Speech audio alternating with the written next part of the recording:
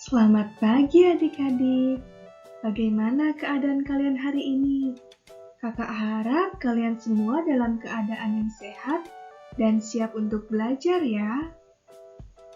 Pada video pembelajaran kali ini kita akan membahas tema 8, subtema 2, pembelajaran 3.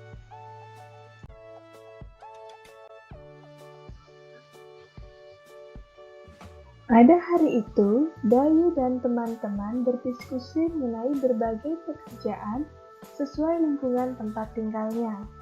Mereka juga berdiskusi mengenai pekerjaan yang berkaitan dengan kegiatan ekonomi.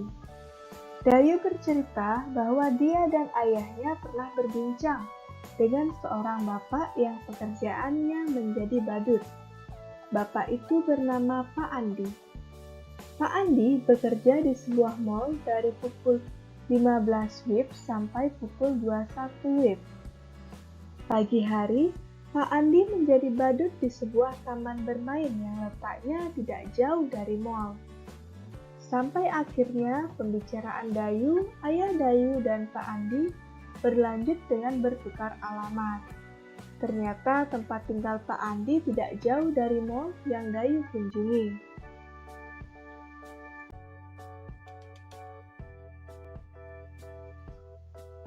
Di dalam kelas, Dayu bersama teman-temannya melanjutkan pembicaraannya. Pekerjaan sebagai badut banyak kita jumpai di kota. Iya, menjadi badut merupakan salah satu pekerja jasa. Nah, apa contoh pekerjaan lain yang saling berkaitan dalam suatu kegiatan ekonomi ya? Ayo kita cari tahu.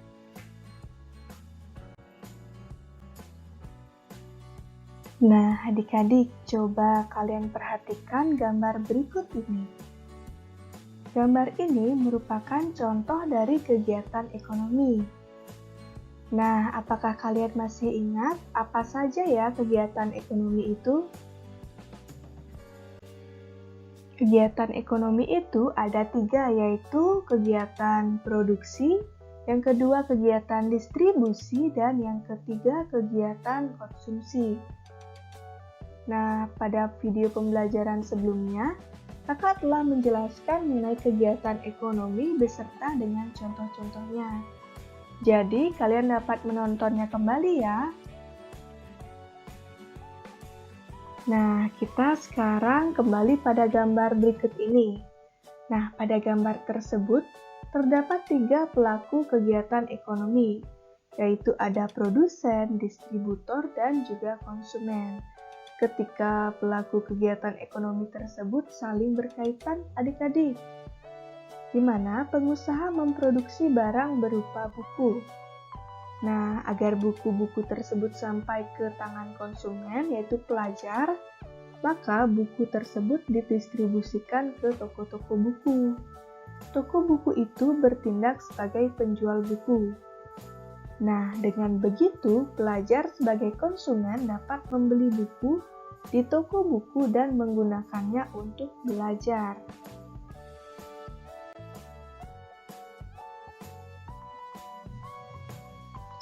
Nah, adik-adik, buku itu merupakan sumber ilmu. Sebagai pelajar, tentunya kita sangat membutuhkan buku untuk membuka cakrawala. Berbicara mengenai pelajar, tahukah kamu kota yang mendapat julukan kota pelajar? Nah, kota dengan julukan kota pelajar itu adalah Yogyakarta.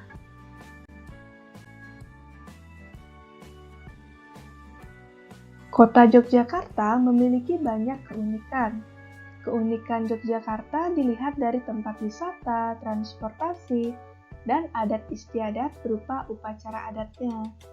Tidak hanya itu, kota Yogyakarta juga memiliki keunikan di bidang pendidikan. Banyak sekolah dari tingkat dasar hingga perguruan tinggi di kota Yogyakarta. Oleh karena itu, banyak orang dari daerah lain, bahkan dari mancanegara, datang ke Yogyakarta untuk belajar.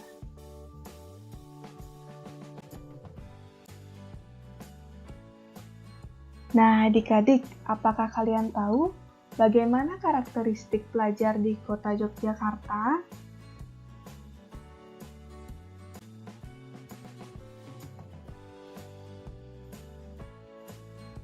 Nah, saat ini daerah Yogyakarta sudah dihuni banyak suku bangsa di Indonesia seperti suku Jawa, Sunda, Batak, serta etnis Tionghoa.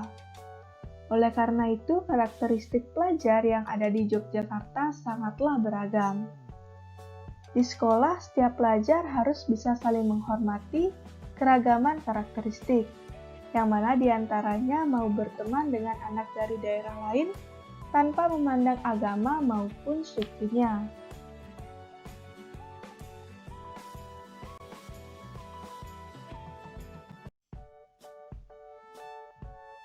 Nah, adik-adik, keberagaman karakteristik individu itu merupakan perbedaan ciri khusus yang dimiliki setiap individu. Adapun keberagaman tersebut dapat dilihat dari keberagaman fisik, seperti warna kulit, jenis rambut, tinggi badan, dan berat badan. Kemudian bisa dilihat dari keragaman kegemaran, seperti membaca, menggambar, bernyanyi, dan bermain bola. Kemudian dapat dilihat dari keragaman sifat, seperti ramah, jujur, rajin, sombong, dan pemalu.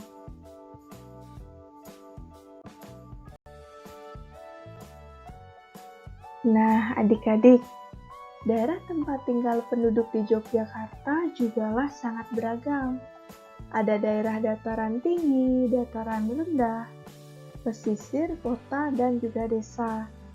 Di Yogyakarta juga banyak dijumpai sungai, di antaranya Sungai Opak, Sungai Code, Sungai Kuning, Sungai Progo, dan Sungai Gajah Wong.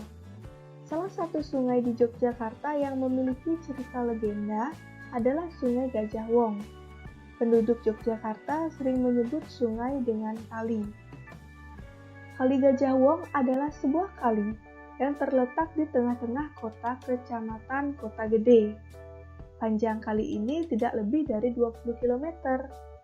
Pada abad ke-17, kali ini merupakan kali yang kecil. Masyarakat di daerah tersebut menyebutnya dengan kalen, yang artinya kali kecil. Dan kebetulan airnya juga hanya gemercik mengalir sedikit sekali. Nah, adik-adik, selanjutnya kalian dapat membaca cerita dari Kali Gajah Wong ini di buku tematik atau di bahan ajar yang kakak kirimkan ya. Nah, adik-adik, pada cerita Kali Gajah Wong tersebut, juga banyak terdapat tokoh-tokoh yang berperan penting di dalamnya. Nah, pada pembelajaran sebelumnya kita juga telah membahas mengenai tokoh. Apakah kalian masih ingat apa itu tokoh?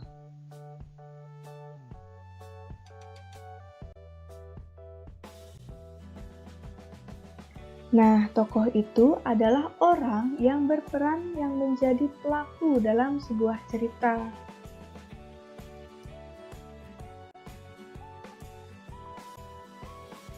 Nah, adik-adik, tokoh dalam cerita fiksi itu ada 3.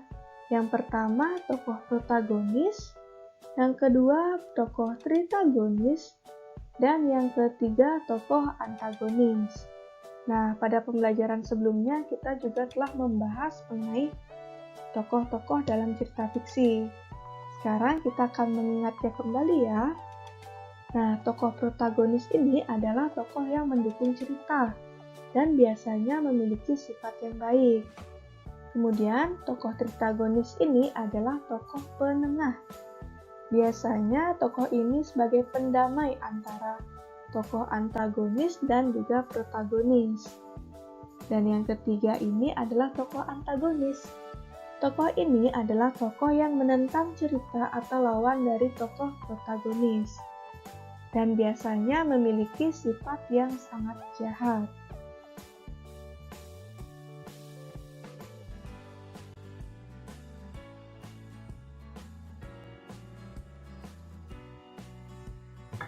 Nah, adik-adik, sekian ya pembelajaran kita pada hari ini.